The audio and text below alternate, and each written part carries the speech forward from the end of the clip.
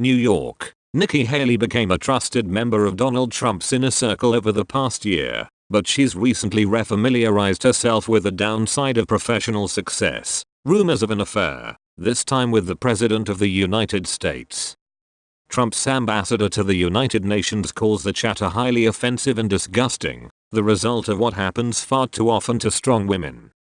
The online speculation was instigated by Fire and Fury author Michael Wolff, who dropped hints on HBO's Real Time with Bill Maher last week when he said he was absolutely sure Trump is having an affair, just not sure enough to write about it in his book. Wolff went on to say that discriminating readers would be able to determine the president's paramour by giving his book a close reading. Now that I've told you, when you hit that paragraph, you're gonna say, bingo. Readers quickly homed in on a single sentence in the runaway bestseller, which has been criticized for everything from sloppy copy editing to gross factual inaccuracies. Wolff writes, the president had been spending a notable amount of private time with Haley on Air Force One and was seen to be grooming her for a national political future. It is absolutely not true, Haley said, arguing that Wolff not only has his facts wrong, but that his insinuation is similar to other attacks that she and other successful women have faced when they've been forced to swat down suggestions they've slept their way to the top. I have literally been on Air Force One once and there were several people in the room when I was there, she said in an interview Thursday for Politico's Women Rule podcast, referring to a flight from Washington to Long Island in late July. He says that I've been talking a lot with the president in the Oval about my political future. I've never talked once to the president about my future and I am never alone with him. So the idea that these things come out, that's a problem, she said. But it goes to a bigger issue that we need to always be conscious of, at every point in my life. I've noticed that if you speak your mind and you're strong about it and you say what you believe, there is a small percentage of people that resent that and the way they deal with it is to try and throw arrows, lies or not. Wolff did not respond to a request for comment.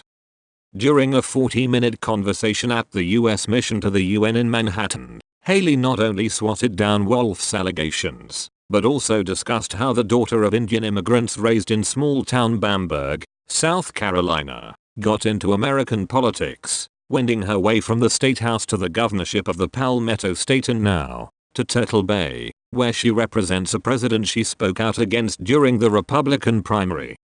Haley, during the campaign, said she was not a fan of Trump, who in turn told his Twitter followers, the people of South Carolina are embarrassed by Nikki Haley.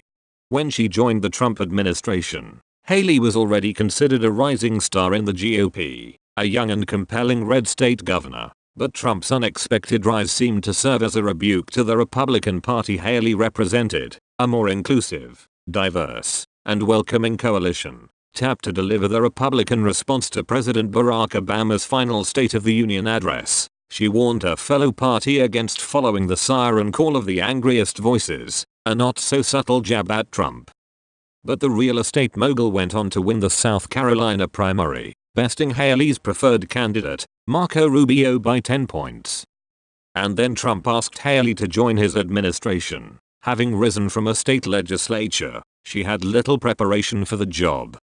This has felt like a big crash course, but I love it, she said. I am a fast learner and especially when it's something I love, I soak it all in. Haley said former Secretary of State Henry Kissinger, with whom she shares monthly lunches, has had the biggest influence on her worldview. Whether it's politics or whether it's foreign policy, you tend to pass judgment, whether you should or not, on what you think is right or wrong. And what Dr. Kissinger has taught me is, get into the shoes of the other person, think like the Russians, see what the motivations of the Russians are, then decide how you're gonna act. Think like the Chinese. What are the Chinese worried about? Why would they be making that decision? And when you start to make decisions based on what they're thinking, then you all of a sudden have a conversation that they can relate to. The former governor distinguished herself early in the administration for her outspoken style and a willingness to clash publicly with the president. On Russia, for example, she has been far more confrontational than Trump, saying that when a country can come interfere in another country's elections, that is warfare. Asked about the women who have accused the president of sexual harassment, she told CBS News last month, Women should always feel comfortable coming forward and we should all be willing to listen to them. Haley maintains she has suffered little blowback for these comments and said that, after her CBS appearance, the president called her and said I did a good job. It's that sort of fearlessness, in Haley's telling, that has made her subject to a slew of salacious rumors intended to ruin her career. She was plagued by accusations of an extramarital relationship during her campaign for South Carolina governor and in her early governorship, something she dismisses as the product of resentment from a small minority of men who have it out for strong women. I saw this as a legislator. I saw this when I was governor. I see it now. I see them do it to other women, she said. And the thing is, when women work, they prioritize, they focus, and they believe if you're gonna do something, do it right. Others see that as either too ambitious or stepping out of line, and the truth is, we need to continue to do our job, and if that means they consider it stepping out of line, fine. And if that means they're gonna throw stones, people see lies for what it is. Do I like it? Number. Is it right? Number. Is it gonna slow me down? Not at all. Every time this has happened, it only makes me fight harder. And I do it for the sake of other women that are behind me, because they should never think that they have to put their head down and cower out of fear that somebody's gonna do something to you. In the administration, Haley has often had to act as an unorthodox diplomat, serving in the traditional role of UN ambassador, but also massaging the message of an undiplomatic US president to allies and adversaries alike. Earlier Thursday, Trump had delivered remarks during a joint appearance at Davos with Israeli President Benjamin Netanyahu suggesting Jerusalem, what many took to mean the geographical contours of the city rather than the location of the US embassy, could not be a subject of negotiation in any Israeli-Palestinian peace talks. We took Jerusalem off the table, so we don't have to talk about it anymore, Trump said.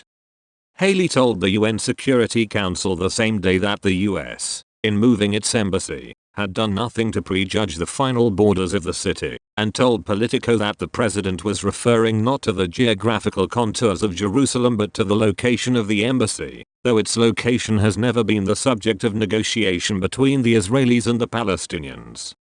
Haley insisted her position was consistent with the president's. We took it off the table because we didn't want it to be the one point they kept holding on it, because they were pulling us on both sides, she said. What we're saying is, both of you need to come to the table. Both of you need to talk past Jerusalem and an embassy, and you need to start talking about how Palestinians and Israelis are going to live together. But basically, that's what he was saying, is don't use the United States as a tug of war because we're not going to allow that to happen. So we took Jerusalem off the table.